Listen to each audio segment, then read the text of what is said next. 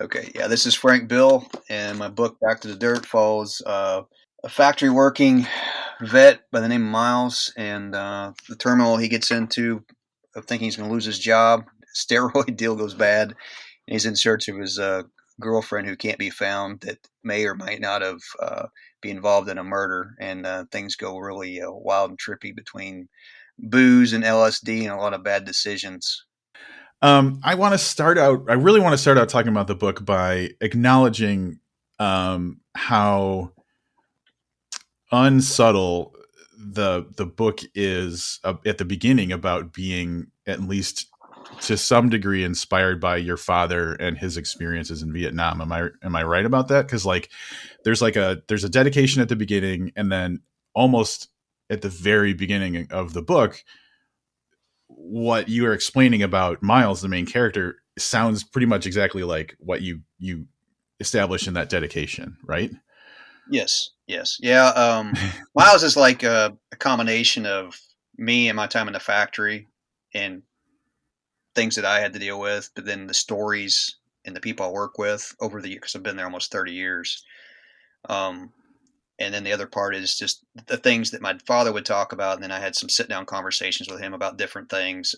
The one thing I didn't get to sit down and talk to him about was like when he got injured. I didn't get to talk to him, which is a hard thing. That's a hard subject to talk about with my dad, even though he would talk to me about it because, basically somebody stepped, he was a minesweeper, and they had different roads that went from, or they called them, would go from the road to go to another hill, which is the other hill would be another base. You had like a special forces base, a recon base, and then recon units also come into where he was at with just a regular Marine crew and I guess basically the tanker division that he was serving with.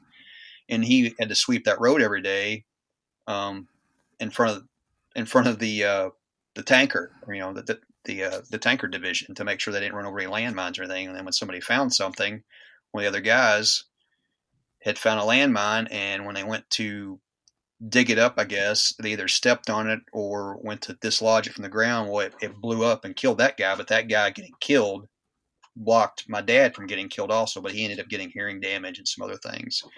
There was a big write up about it in the newspaper here, our town paper, and he basically helped. There was another battle called Operation Allenbrook, where uh, I think it was like an 8-hour firefight, and it pretty much killed everybody Wow. in the platoon. But a couple of guys that didn't get killed, and whenever they finally finished with that little battle or whatever, he ended up, I think, sustaining some wounds, but he ended up staying and helping to load the dead. Even though he was hurt, he put himself before everybody else to help out. And then I got to meet one of the guys that he helped save, which my dad hadn't talked to him since that had happened. This is just probably about 10 years ago. They finally got to meet again. Come to find out, the guy had been coming to Louisville, Kentucky for the past like 20 years because he's in horse racing, and my dad didn't know it. But they connected because my dad had went back to research to get his Purple Heart because they owed him a Purple Heart and he never got it. So he had to reconnect with some of the people who were still alive, and that was one of the guys he reconnected with. And when I got to go over and meet him, that's what my dad said, "Man, you look a lot better than that day than you did when we had that firefight." He said, "Man, you look better than me." He said, "What the hell have you been eating and drinking?" That's just my dad. My dad's very comical about stuff. There's always the dark humor with him. But yeah, the opening is actually comes from a real story from a guy that I worked with named, he doesn't work there anymore. His name was Bruce. And when he was younger, there was a guy that owed him money on night shift that had borrowed money from him. And he wasn't into steroids or anything, but he owed, the guy owed him money. I don't know if it was for food or drugs or what it was. And he got tired of asking the guy to pay him back, so he finally just basically beat the shit out of the guy and took him to the ATM and said, "Get the money out because you owe me." And it's one of those things that just stuck with me. You just have to know this guy because he was really a hard worker, but he talked like a sailor. But he had a heart of gold. But every other word was "mf this" and "sob," and but that's kind of the culmination of how I pulled all those things together. Yeah. This book is probably about the most autobiographical book that I've written as far as story wise, really pulling from myself, my family, and where I work, and just the different hardships of war.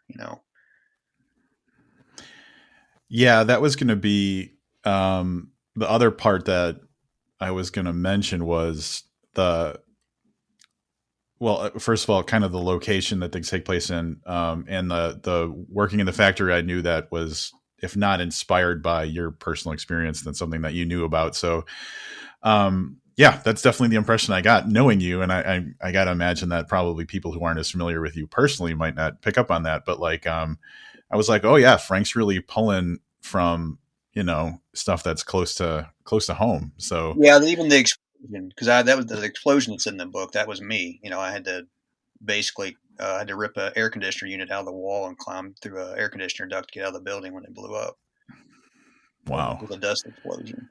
Yeah. that's Yeah, I mean, how long ago did that happen? really pulled from a lot of stuff from either life experience. Just it's there's a lot of truth in the book.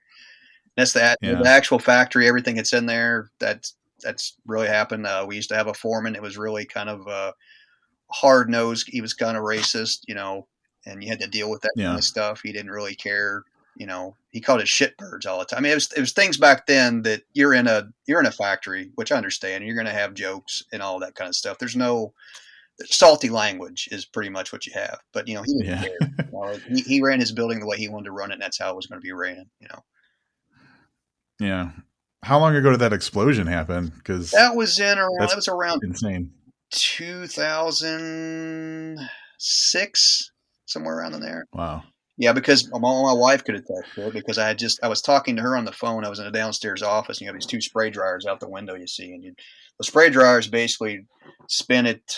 Gosh, I forget how fast it is, like 600 miles per hour, and it whips the the wet clay in there, it whips it around all this wheel inside, and it shoots it against the walls of the spray dryer. And that spray dryer is like 350 degrees, and when it hits the walls, it hits that, it dries, and it rolls down those walls, and it goes into a feed screw, goes up through some conveyors and stuff, and separates some bad stuff to keep the good powder, and then it comes down and fills a bin up, and then you go to this machine and you put a bag on there and you fill that bag up, 50 pounds, it's done. You start the next one, you're stacking them up.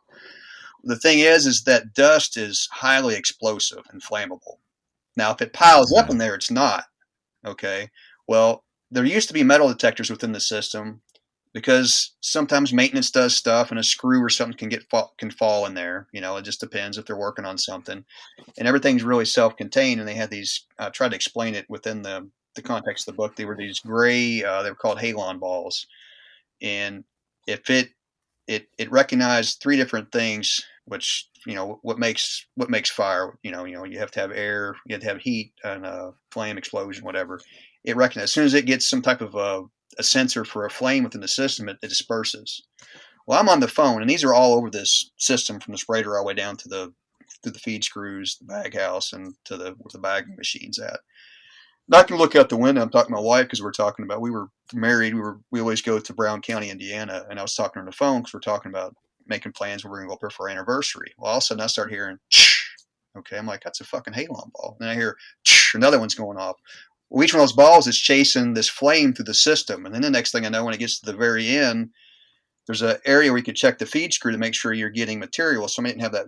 Uh, uh, they didn't have it latched down like it's supposed to. So it blew that open. And when I seen it blow open, a flame about the size of if you were standing behind an airline, and the blue flame that comes out for a jet, it shot up. It was about 4 feet round and went up about 20 feet up in the air. And I said, "Fuck!" I think I hung up on her, and my immediate reaction was to get underneath the desk because there's a desk there and do the old tornado drill and put my hands on my head. And as soon as I did that, I just heard kaboom, and something hit the door, which there's a safety railing that goes around, and that boom that hit the door it blew the rail off, and it blew it like, I don't know, probably about 20 feet away, and it blew it off. It's steel. It broke all the welds. Well, not only did it break all the welds, it busted up all this iron and metal. It blew it all apart that connected to the bag house. So whenever I came out from underneath the desk, I look out the window. All I see is black, and I hear air. I'm thinking gas. I'm thinking there's a gas leak, which it wasn't. It was actually air. And I'm thinking, well, the lights are out. Well, no, I go to crack the door. There's no lights in the building. That is black dust. And I'm like, I can't leave the office to go open the door because I thought about it. I'm like, well, if I cover my mouth, could I get out of here? I'm like, no, as soon as I inhale that, it's organo clay. It's gonna kill me. I wouldn't have made it. So then I'm like, kind of like, I go through the motions of how do I get the fuck out of here? Excuse my language. I'm looking at the ceiling. I pull the ceiling apart, and it's all braced in with 2x6s. And I look over at the air conditioner duct. Now I said, I'm going out the duct, and they had this air conditioner all bolted in. And I just grabbed it and I ripped. I tugged one time and ripped it out of the wall. Threw it on the floor.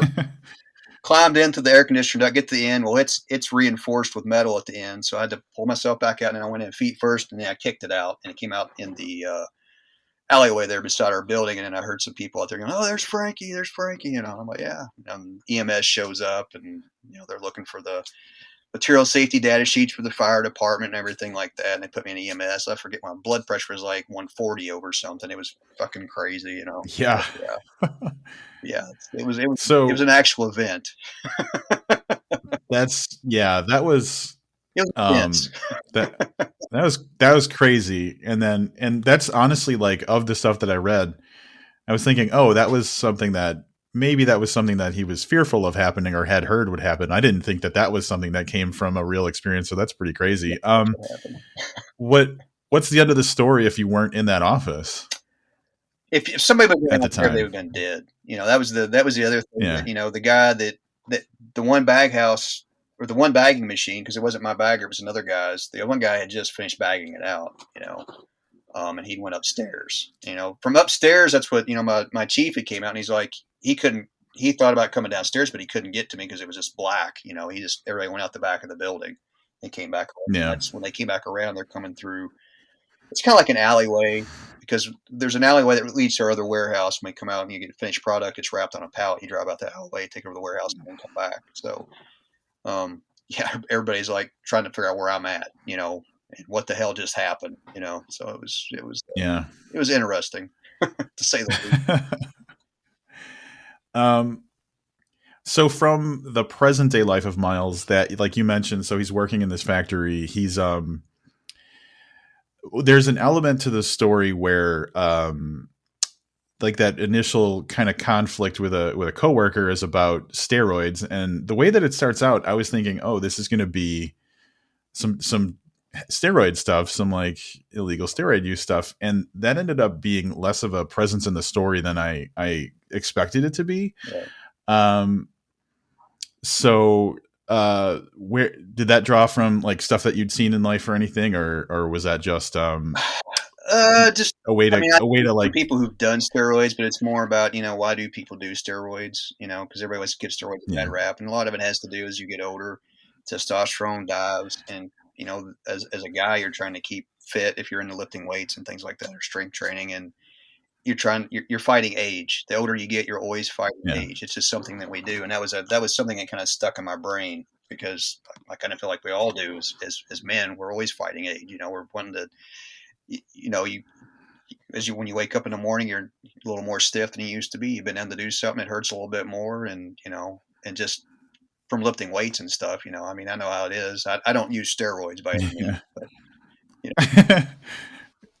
and that's honestly the way that it tied into the life of Miles. Totally made sense, because it seemed like, post-war, it was a person who, like in everyday life, had, I'm trying to think of the best way to say this, not habits or behaviors, but like an expectation of their physical self.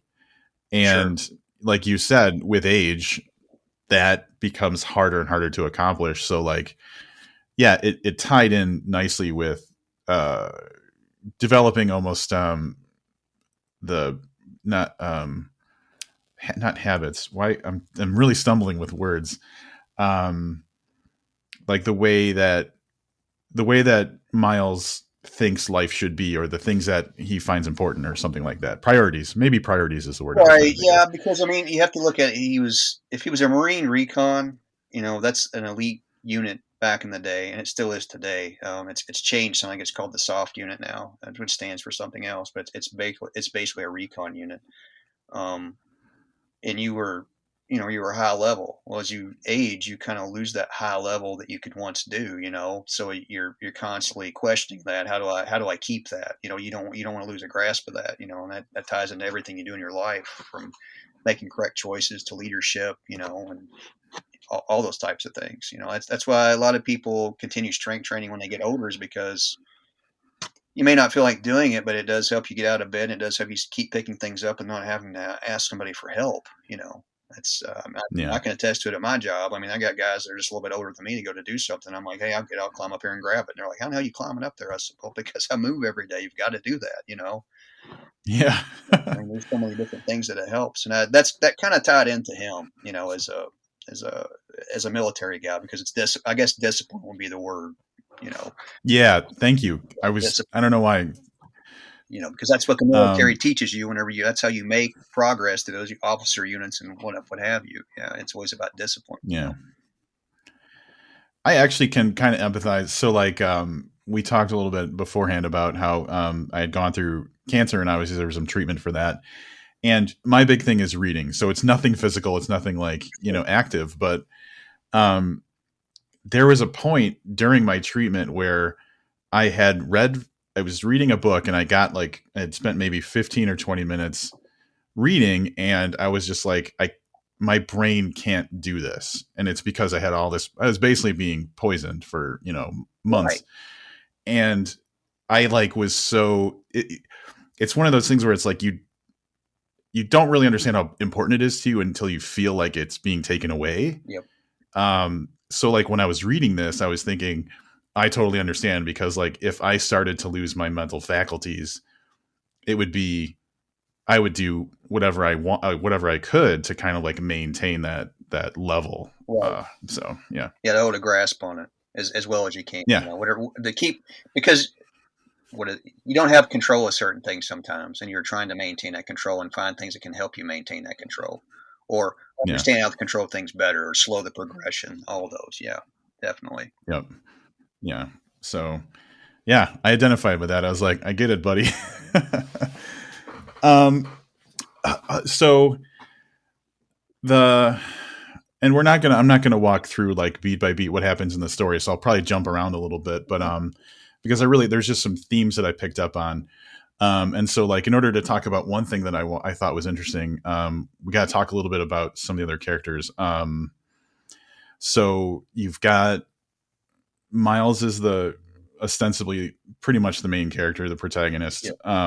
And then a close second would be Shelby, the girlfriend, yes.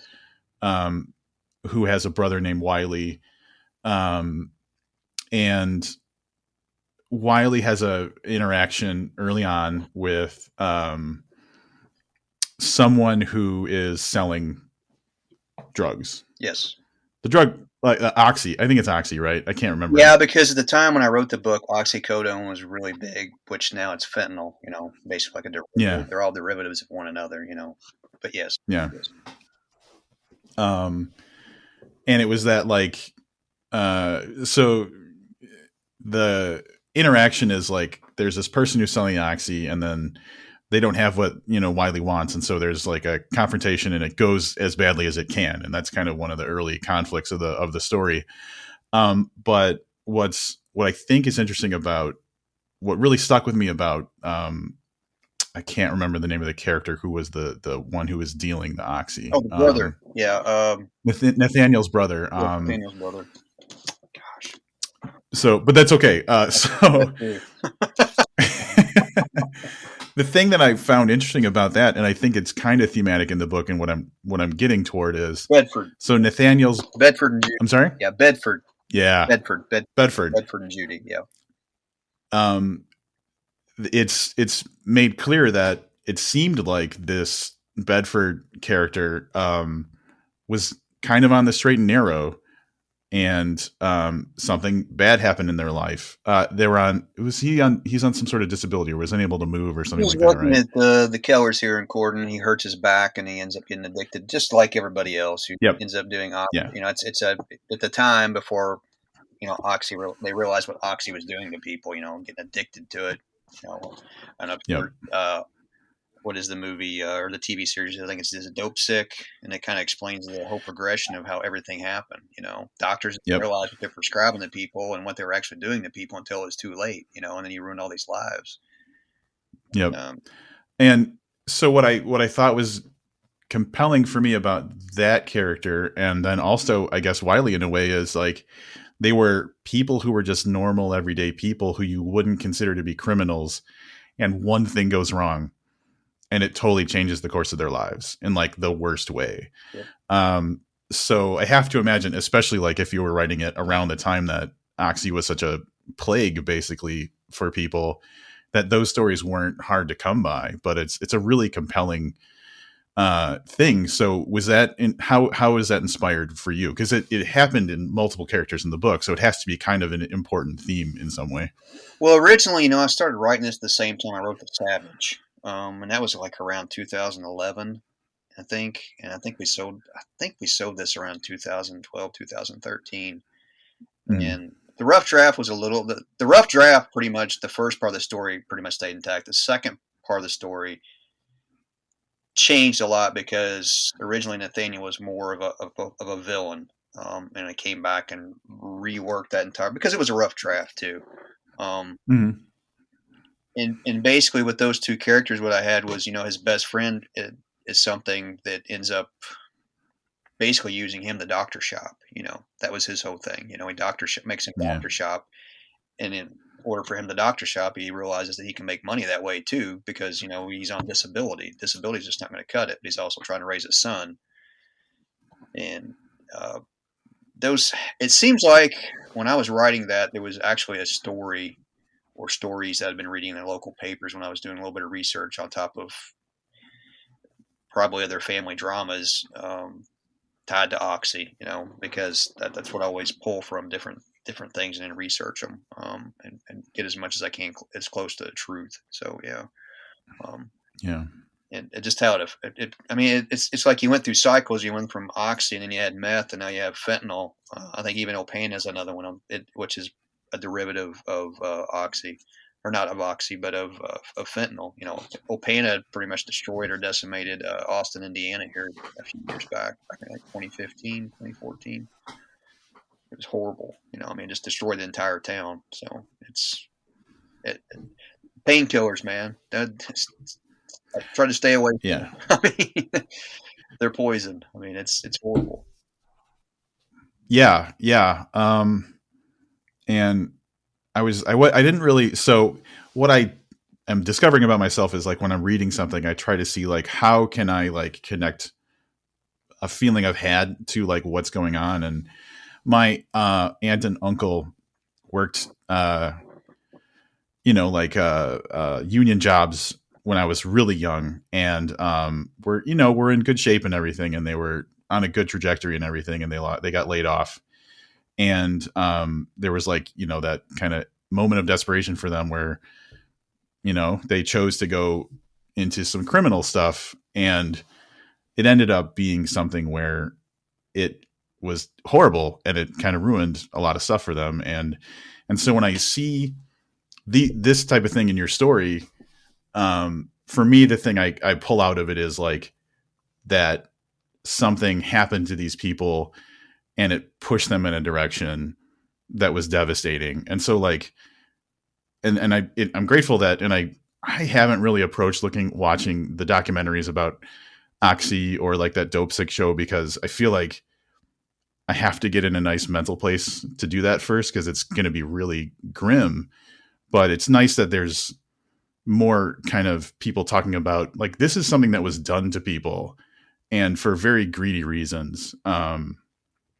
And like it's not a weakness of an individual person. Like No, the evil, real evil happened, and it was devastating to people in ways that like it's kind of hard to see at the surface. right. Well, when I write about characters like that, I mean, they're flawed, yes, but they've reached that point where they don't realize what they're doing, and before it's too late, you're wrapped up into something, and now this is all you. You only see that's your only way out. Not only are Yep. you addicted, but that's also become your income. So what am I supposed to do now? It's Right. yeah, it's sad. It's very sad. Yeah.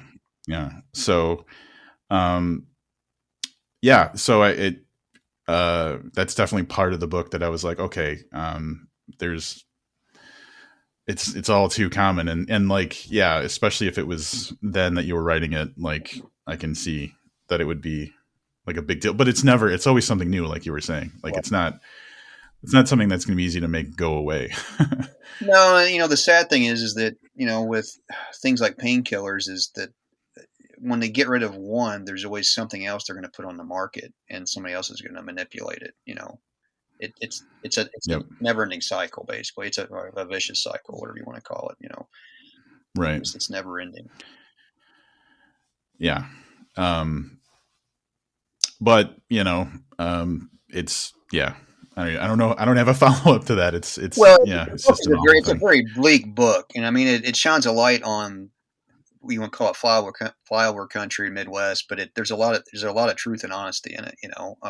Yeah. Most of the reviews we received back from, pretty much all of them were positive.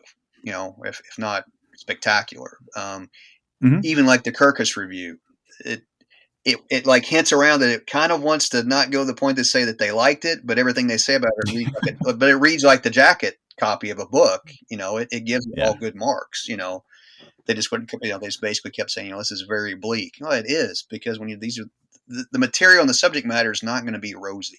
I don't write rosy Right. books. There's no puppy dogs and cuddles and kisses, because that's just not what I write. I generally pull But from what I pull from what I know and what interests me. I think it's things that need to be talked about. right. Yeah. No. Yeah. Totally. And what I so this might just be me too interpreting, and I've discovered that through years of talking to authors after book. Sometimes I read into things differently than maybe the author intended, but I found this book to be pretty non-violent, if that makes sense. Like, there's no real. I think a lot of the drama, at least for me, the way I took it in, a lot of the drama, a lot of like the hard stuff and the bleak stuff that you're talking about is like internal Yeah, to the people, to the it's characters. like inner demon. Um, Yeah.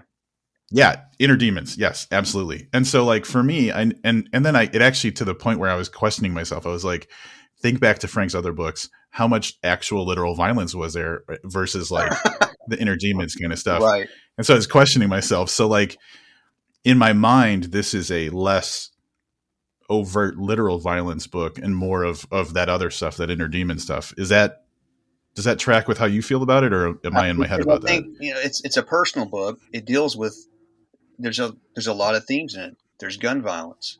There is mental health, um, Yeah. personal health. The inner demons things. Uh,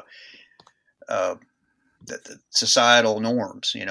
How do the societies get affected by different things, and then the horrors of war. I mean, Yeah. there's you can even call it a horror novel. I mean, because it's psychological. It's very psychological with the mental part, Yep. even with the main character and the female character. And then even a brother who loses his brother. There's just all these psychological parts of the book that just. I had good editors. Well, I always have good editors, but they really. I mean, the notes that I got on this, and for me to sit down and really pick apart and really brainstorm out to make things much better, than they were, was a major help. But I pulled as much as I could from everything that I know, and everything that I've dealt with or people I've known. So yeah, it's definitely all there. Yeah. Um, Another kind of big thing, and we haven't really talked much about Shelby.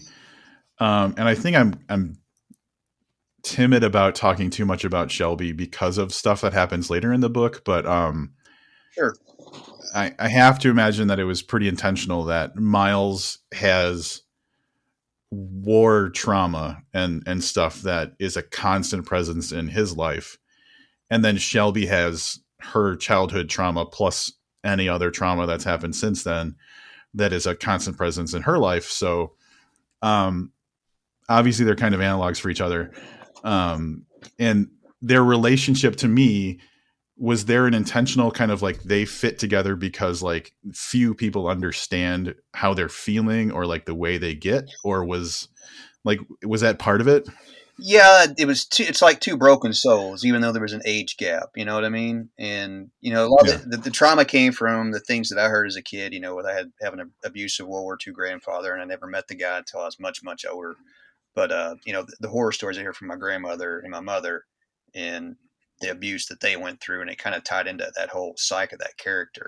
And I kind of built on it from there. And then, of course, my my dad serving in Vietnam, my grandfather serving in World War II. There's these two people that have post traumatic stress, which my dad's kind of a different generation, but it was similar to the generation of World War II. But World War II really didn't talk about shit, Vietnam Yeah. later on realized it was okay to talk. My dad talks to people in group, not necessarily therapy for him, which it is, I'm sure, therapy for him, but he talks to people about what he's been through, and it helps other people open up too. And I try to tile those psychological factors of what war does to somebody, but then also abuse as a young kid and growing up and having to deal with that. Because I watched my grandmother and my mother and grow up with that.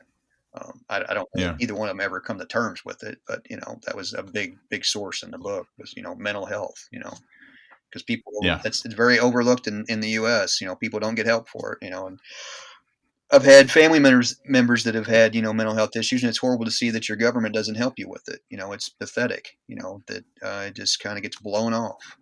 We got more important things to worry about. Well, not really. We don't, because these are people that live here and they're citizens. They should be taken care of just like everybody else. Yeah. But It's another thing that is done to people in a way, like another evil that's visited on people. right. The from reading it, one of the things that was kind of a baseline in my head as I'm reading the story is like there's a whole lot of like internal it's like there's a fire raging in someone's head and no one can see it. So the way they treat that person, they don't have the context of like this person's got so much other stuff that's influencing them internally that they don't necessarily know, oh, this person is also dealing with the trauma that never goes away. So I got that was kind of something that was kind of present for me as I was reading through it. Like, Yeah, they're carrying it with them day to day. On the outside, they look like a normal human being, but on the inside, it's like there's a maniac inside of them, but you don't realize, yeah, or like a split personality, that kind of thing. Yeah, definitely. right. Yeah. And so like to that point, Miles as a character to me, my walking away from that book when I was done reading the whole thing, um, my impression as a person who doesn't have that in my life is better man than me. Like I don't know if I would be able to be that person Right. and make the choices he did. So a respectable person for sure. Yeah. Yeah. Yeah. Well, one of the things that that helped influence a lot of things with Miles was my dad, of course, being in the war. But the guy that had gotten, if I remember correctly, the guy that got blown up, I think was actually from Louisville, Kentucky. Pretty sure that guy was. And my dad always talked about that, he had looked up the family and wanted to call and talk to him and tell him what happened and that he knew him, but he just never could do it. It's just something he couldn't. It's something he always lived with and carried with him, and he couldn't do it. Yeah. It was just kind of a lot of the influences that went into that character, was just little things I carried around from notes and everything, and tried to perceive a much bigger picture to that. Mm-hmm. But then the other side of that is too, a book that I'd read for research was,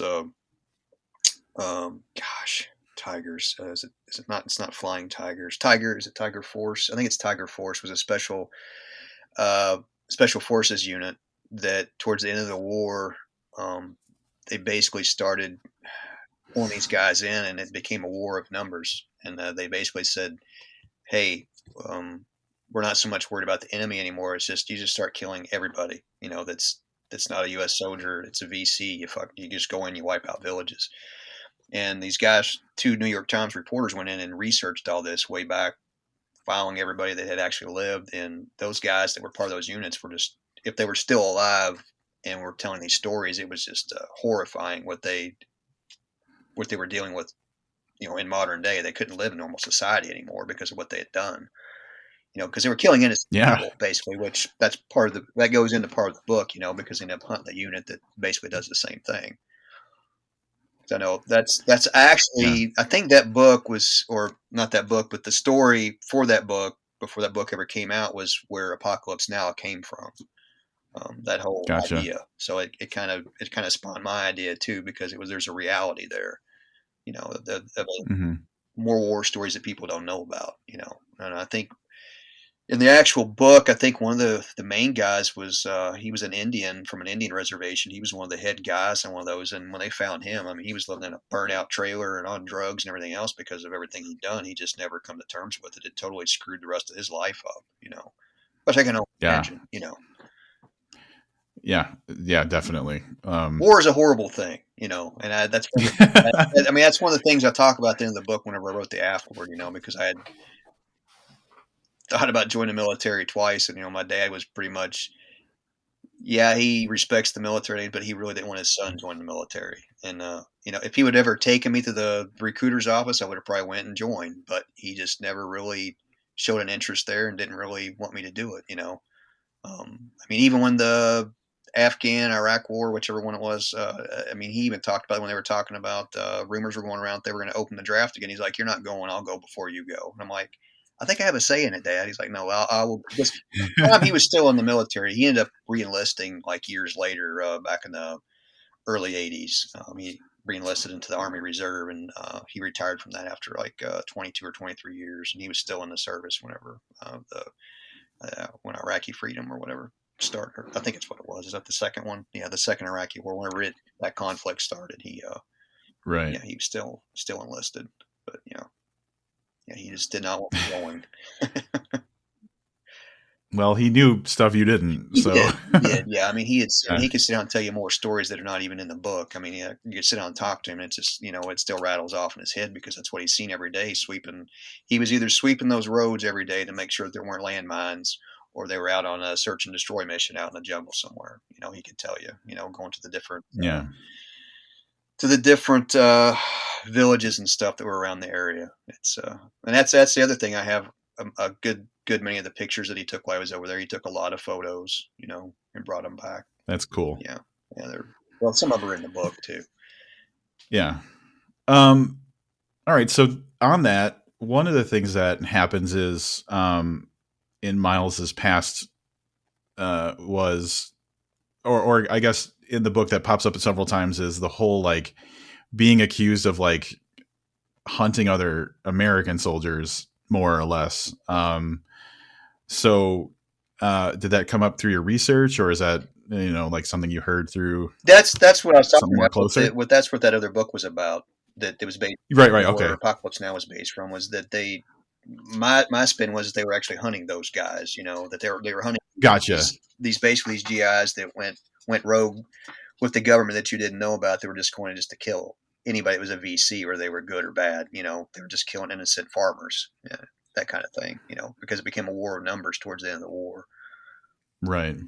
Okay, that makes sense. Yeah, because like that lined up, but like yeah, the whole idea that well, the thing for me was now that this person basically chose to do the right thing, the decision was unpopular because it was like you were going against your own, and so now Right. you have to like And nobody knew what the other what people were doing. That's the other thing about it, you know. right. And what's the more powerful emotion? Is it choosing to do the right thing when it's hard to do, or is it living with the stain of people thinking that you're the worst of the worst because of that? So I thought that was an interesting thing that you evoked there too. Yeah, like the kind of, I guess, like the lesser of two evils.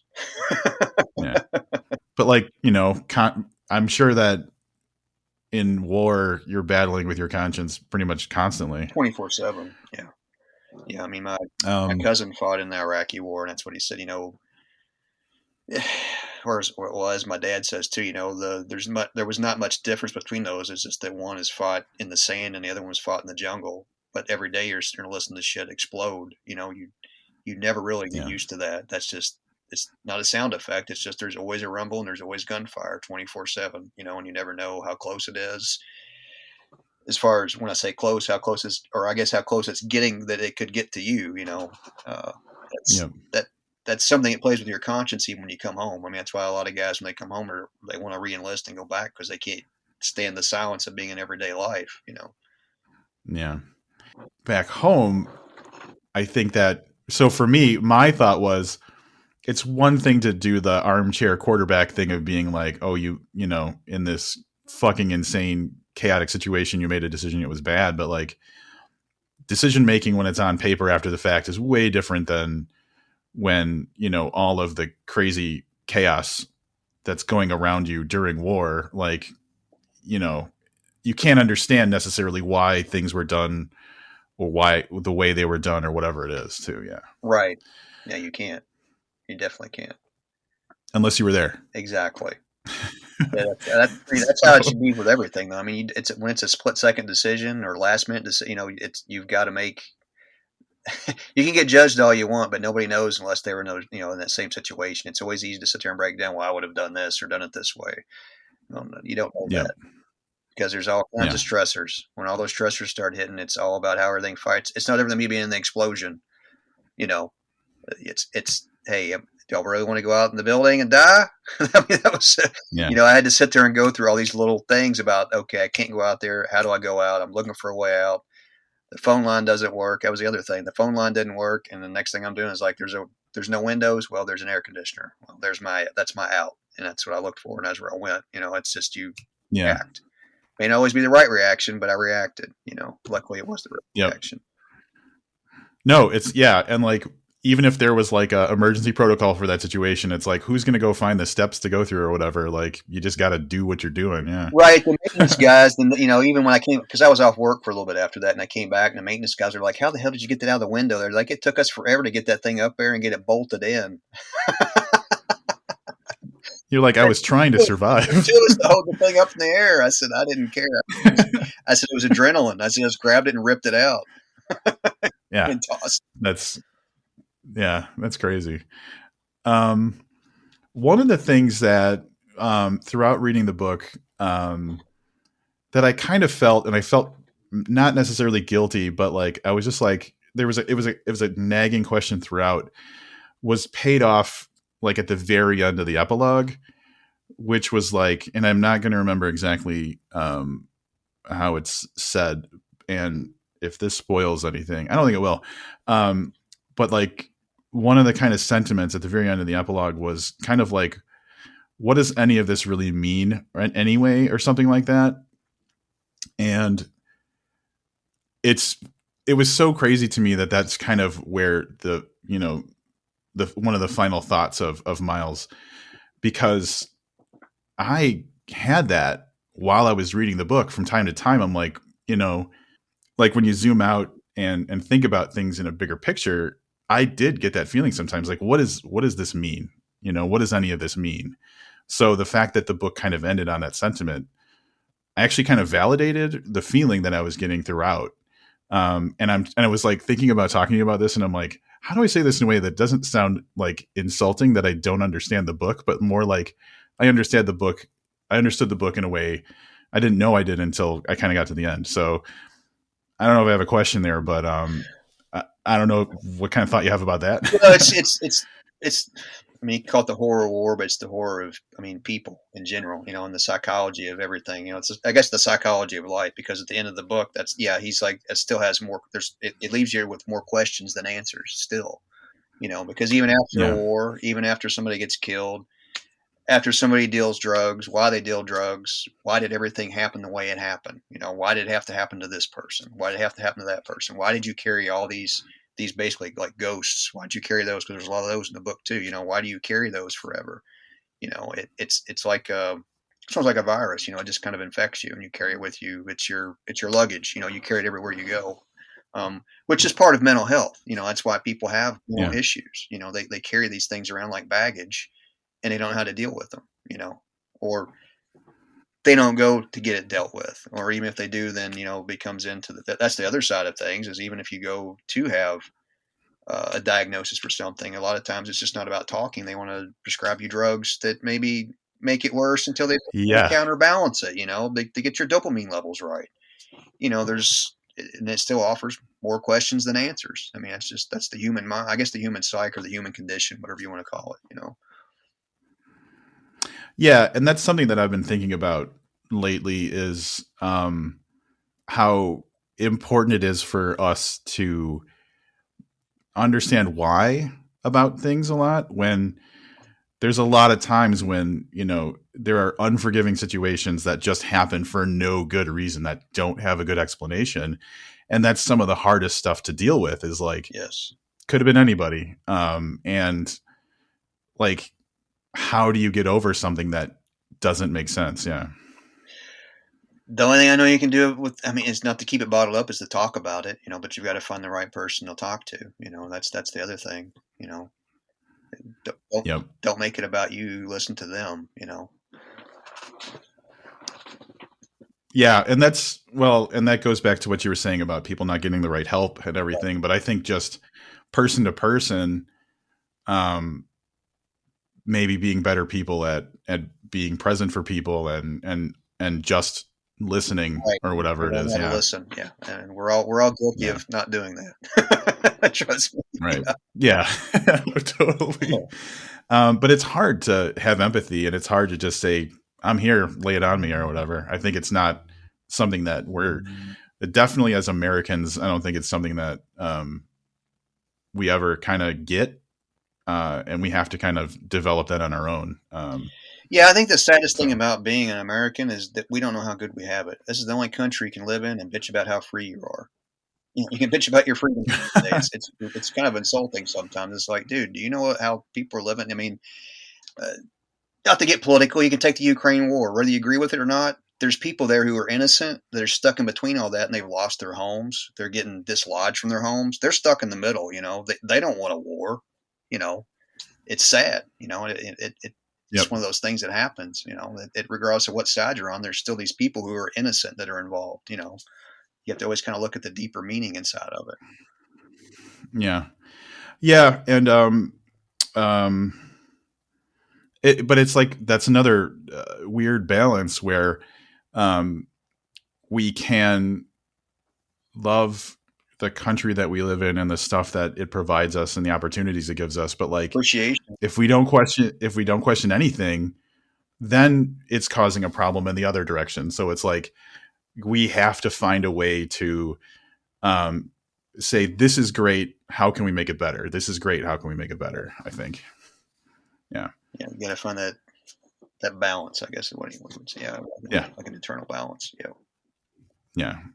Yeah. So, but kind of on that general topic, I feel like questioning society, or maybe not questioning, but commentary on society, is a pretty common theme through all of your books. Would you agree that? Yeah. And there was a lot of, there was some back and forth because of some of the conversations that are had whenever Miles is at work or whenever he's at the bar. And those are real conversations that I've eavesdrop on. And I'm like, I was trying not to be mean or crude. I'm like, dude, these are blue collar people, and these are the kind of conversations they have. They bitch about their jobs. They bitch about the government. They bitch about paying taxes. And they talk about basketball or sports or whatever. And it's all a combination because, they feel like the weight of the world is on their back and nobody gives a shit. And so they're going to sit there and complain. I said, they're not sitting in a cubicle all day. So these guys are out here Yep. busting their ass. They're getting dirty. And I said, all they want to do is they want to pay their taxes, be left alone, and be able to do what they want, as long as they're not going out and raping or murdering or mistreating somebody. Most of them. Anyway, I'll say most of them. But you know what I'm saying though. Just a normal, just Right. want to be left alone and not be bothered. I said, and that's the kind of conversations they have. I said that sometimes I said I worked with a guy for about 5 or 6 years when I got bumped to a different job, and he was mad every day he come into work. But when he was off work, he got to go home, drink his beer, hang out with his family. If you run into him, he was in a good mood and he was cheerful. But at work, man, he fucking hated it. Yeah. Do you feel like that kind of perspective that you just described is underrepresented or misunderstood, kind of in general? I think both. I really Yeah. think both.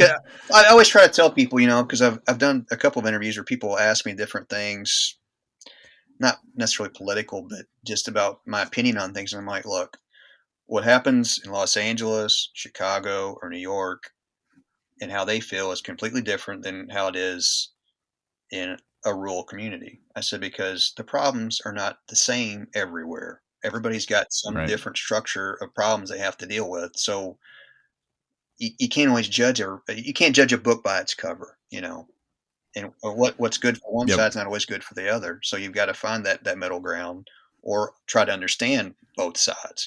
That's why I say I try to be middle of the road about things, to understand things, um, because it's not the same everywhere. Even though this is the United Right. States, every state is a little bit different. And as you dig into your rural people, working class people, white collar people, blue collar, lower class people, um, they've all got different issues, and different problems to work with. And I did kind of note in my mind that the book doesn't necessarily, it never gets preachy about anything really. Try not to be, yeah.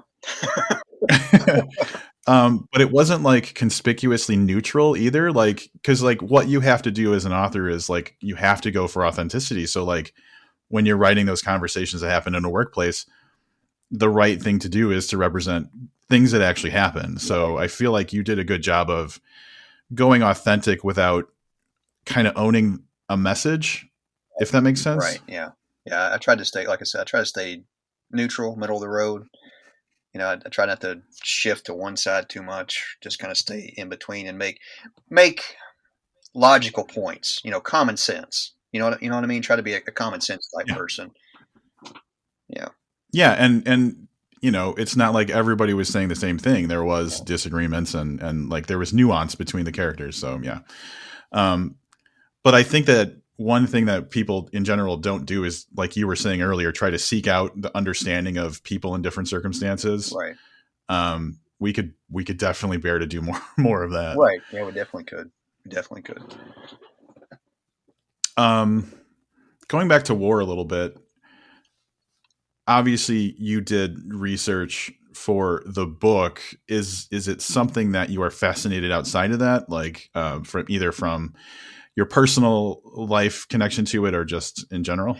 Yeah, I think that has a lot to do with the age I grew up in. I went to the VFW with my dad as a kid all the time, and when I wasn't with him, I was with my grandmother, who was there playing euchre, or there was a card game called 31, or there at the American Legion Hall. Um, I had uncles, great uncles, and a great uncle that fought in the Korean War. I had my grandmother's like oldest brother fought in, I think it seemed like he fought in World War II, the Korean War, and the Vietnam War. He lived to be Wow. like almost 100 years old. And then I grew up in basically almost like a military family. Rambo, Clint Eastwood, Chuck Norris. Through the 80s and 90s. Yeah. Well, basically the 80s and 70s. I was always around. I thought every kid when I was growing up pretty much had the same childhood as me. I grew up loving Rambo. The old black and white movie about a drill instructor in the Marine Corps. I just thought that's what all kids were into. Which, whenever I read about a lot of guys like Jocko Willenick, I don't know if you know anything about him, his Jocko podcast. He writes a lot of books on leadership. He's a retired Navy SEAL. His childhood sounds very similar to mine, out playing soldier when you're a kid and pretending you're a soldier, and then watching those types of movies and stuff. And then he went on to join the military.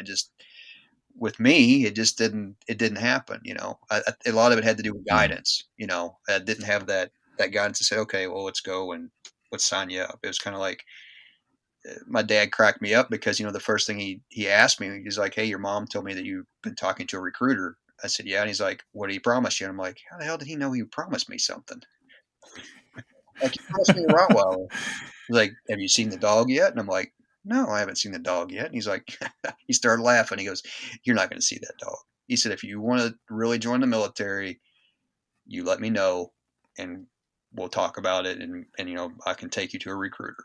And I'm like, he'd already started putting doubt in my head. I'm like, okay, he's already telling this guy's lying to me. He already knows it without even talking to the guy, so, but, he knew because he was in the military. But, I grew up around all that, and I still read books in the military. I love reading military books, Mm-hmm. I've got some here on my desk, but yeah, I mean, it's interesting because it's real and it's part of our history, it's part of our culture, and people who serve in war should be recognized and thanked. You should always thank somebody for serving their country, because basically, like my dad told me when he fought in the Vietnam War, the way it was pushed to him was that you're going to fight communism, and that's where he fought. And he felt like Yeah. he's like he told me, he goes, if somebody come to America and did what I did in Vietnam, I would question it too, because I don't know this person. Even though they're there to help you, you don't know that. Because you've already been lied to by your own country. Well, there's another country who's to say that, and they're on your personal property, which over there, not necessarily Yeah. personal property, but here it is your personal property. So, I would feel the same way. It's an invasion. That's what it feels like. And you're trying to make this person understand I'm here to help you. It's not always easy to explain, and then you always have a Yeah. guy who wants to float outside the lines and do something wrong and make you look bad, do what you're not supposed to do. My dad was always, that's probably where I get my middle of the road from, because that's how my dad is about a lot of stuff. He tries to see both sides. Yeah. I feel like that comes through with Miles in the book too, because I think if it wasn't specifically said, it was implied that like there's that I understand their perspective of like this person is the enemy when we're trying to do a good thing. So I feel like if it wasn't like implicitly said, it was definitely something that I pulled out of the story when I was reading it.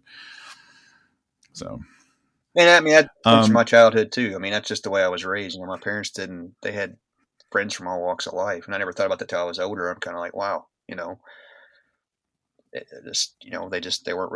judgmental people. It didn't matter. I mean, they had gay friends, they had people of color friends, they had white, and that's who they go out, play cards, dance, party. They used to go to music and all that kind of stuff. I never thought much about that till I was older. I was kind of like, well, I never really got into knowing that there was crazy people in the world till I started working in a factory. And I was like, holy shit! It was like a culture shock. Me and the guys I work with always talk about it. It was like a culture shock when we come to the factory, because we're like 19, 20 years old, and it's like, holy shit, this is insane. Yeah. Well, yeah, I guess, yeah, once you get out of your bubble of youth and into the world at large, suddenly you're experiencing things in a different way. Well, because if you came from a family that didn't really judge people, or you never seen the judgment, it's really weird, because you go in the factories, like these lines were drawn. It's like, what the hell? Yeah. Right. Yeah, exactly. Yep. Well, and we're kind of similar in age. I'm 44. And so I feel like there was a lot of stuff that I grew up similarly. My family was very like good to everyone kind of thing. But there was like the things that kind of permeated culture where after the fact, I'm like, oh my God, that was really racist. Or, oh my God, that was really homophobic. And it was just like something that was not called out yet, so it was just something that happened in life. And only later on I was like, ooh, I'm glad I never really like that never stuck with me. And I didn't say those things or do those, like that kind of thing. So, I think we have kind of a transitional generation for some of the way that like society feels about how people are treated.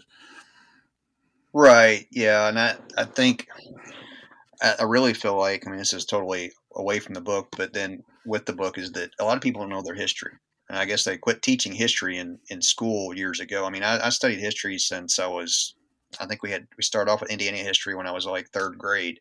Then you went to world history and U.S. history. And when I got in high school, it was up to you if you wanted to take U.S. history, but you definitely had to take world history. And I'm like, do they not teach all this anymore?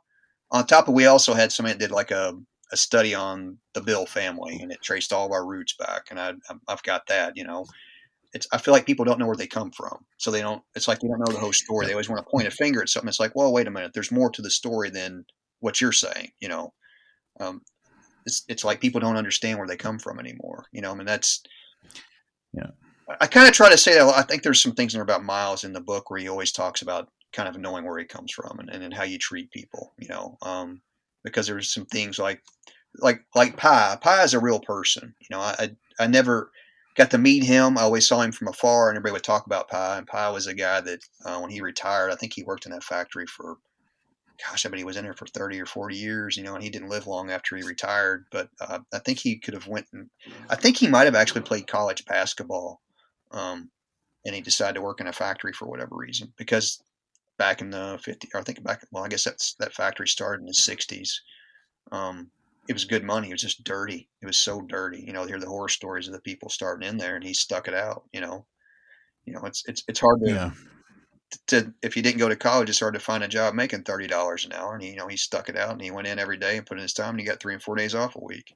But Yeah. He was a real person, and then that was some of that part of his story was me hearing rumors from one of the foremans that I knew there that was really just a real racist shithead, and everybody would tell you, it's like you couldn't believe the way this guy acted. It's like, holy shit. Yeah. You said something interesting though, was the not knowing your history, and I feel like, no one's ever going to get it perfect, but I think to a point in my life where I was never raised really valuing spending time with family in general. We were all everybody kind of kept to themselves. It was just we weren't like a big, you see your cousins every Saturday type of family.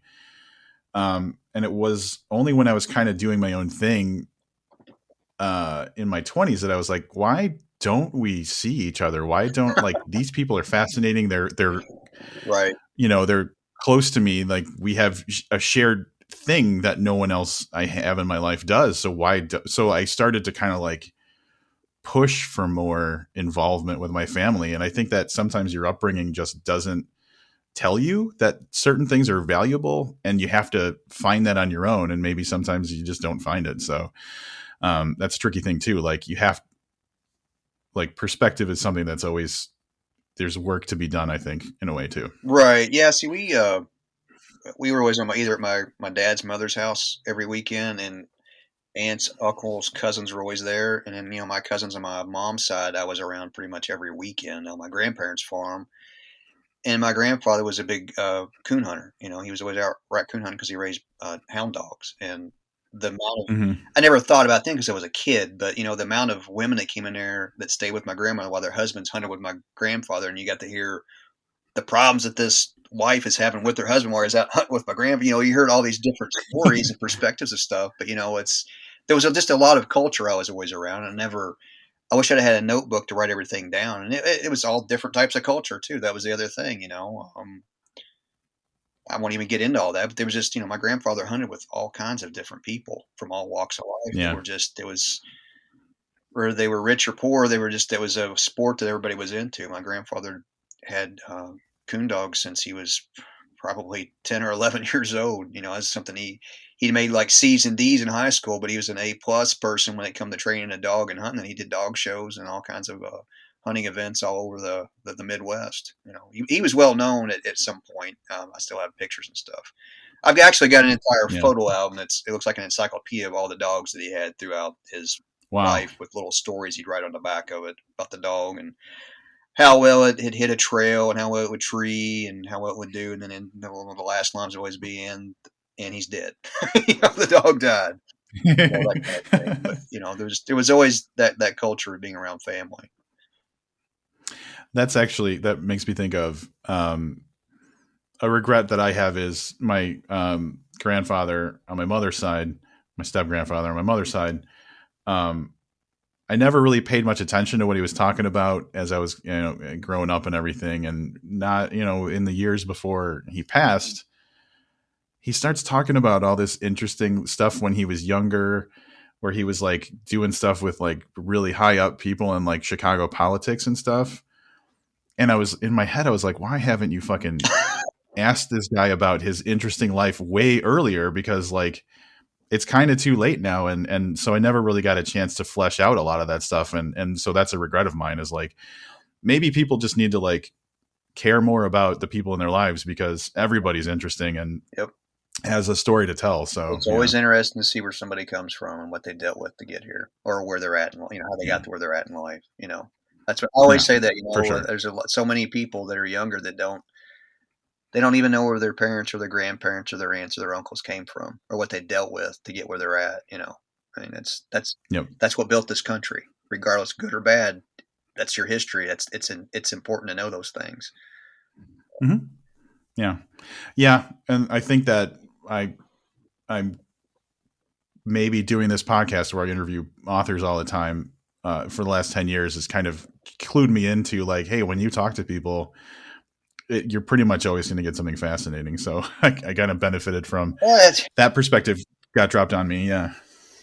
Yeah. I mean, that's one of the reasons that people write, they're interested in a culture, regardless of whether it's Yep. literary, crime, fantasy. There's a realism to it that creates those characters and those situations. Regardless of how they flip them Yeah. upside down. Yeah, always comes from a real place. Yep. So going, because we probably should be wrapping up pretty soon. Going back to the book, and I don't even know if this is a good question, but I'm going to ask it anyway.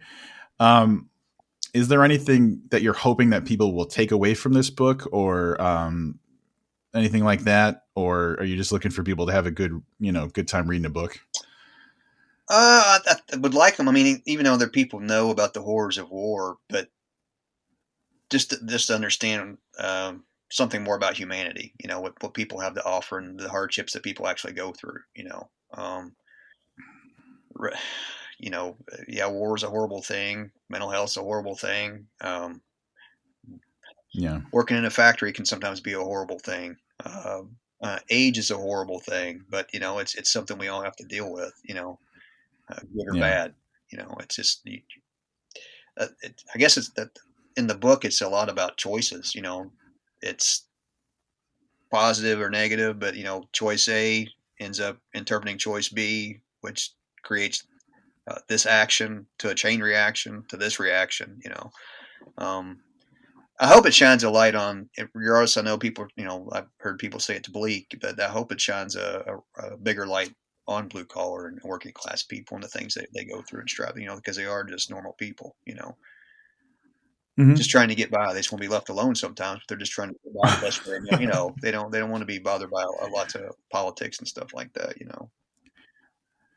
Well, one of the things that, as I got toward the end of it, that I thought was great was that it ends more optimistic than maybe you would think it does. And it does play on that whole idea of choices. And like when we make, even if the right choice is the hard choice, it's because of XYZ. I feel like there was kind of an optimism or like, um, that kind of a thing at the end of it. And that was, in a book like this that is so bleak and everything.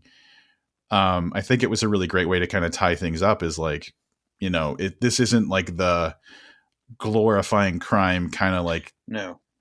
thing. It's like, hey, shit happens to people and it's hard and sometimes it's impossible, but like it's possible to go, on the right path instead of, a wrong path. It's probably not easy to do or something like that. Like that kind of, I know I was kind of verbose about that, but like that's kind of the feeling I was left with, which was cool. Right. Yeah. The original rough draft, I think, and not a spoiler or anything, but I think the way I had it was that Nathaniel and Miles aren't together.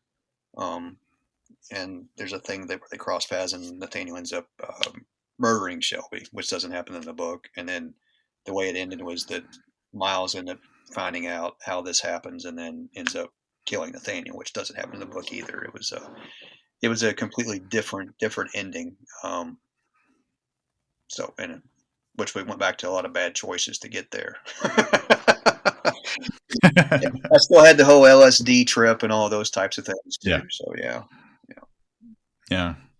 Yeah. I liked it. And in my mind, I was like, is this an evolution of Frank's writing or because and then I questioned myself again. I'm like, am I painting his writing as more violent or negative than, it actually is? So like, but the ending and the way it plays out really stood out to me as um, like not necessarily refreshing from you personally as an author, but refreshing maybe right now for like the way things are in the world to see the book end up this way was like, it's kind of the kind of story I think I want or need at the moment. So, Right. Yeah, It good was. timing on It's that. more. I guess it's more a little realistic. I guess you could say this is probably the most realistic book that I've written. Not the others aren't. There's elements of realism, but this is probably the most just, I guess, grounded book that I've written as far as really shining a light on the middle class, blue collar, working class folks, that kind of thing. As you said, where it's not just action. I mean, there's action in the book and there's movement in the book, but it's not like nonstop violence and blood and gore. Right. Yep. Somebody's not getting hit in the Yeah. head with a 2x4 or shot in the face or, you know. Yeah. And sometimes I think that that type of, um, there's an author, Megan Abbott, who Yeah. I love, and her, like, when I was one of her more recent books, it occurred to me that like there's never of like a weapon that causes problems. It's always like the internal struggles of people and their flaws and like their actions is what drives all of like the terror and the drama and stuff. And it's so effective because it's just so relatable, I think. Yeah, it's always that underlying tension, it's Yeah. what's going to happen. It's that yeah, yeah, I know exactly what you're talking about. Yeah. Yeah, she's really good at that. She's a brilliant author. Yeah, she She's, is. yeah. And fingers crossed. I know she's got another one coming out, so I would love to talk to her because I've been reading her stuff for years and have not talked to her, but she's just a really impressive person. So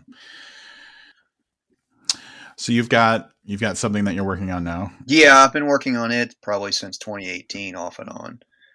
So yeah, I've just turned in Cool. 120 rough pages to my agent to look over and make a proposal to FSG and see where we go. So Are you doing now that there's not as much of a why am I stumbling over this?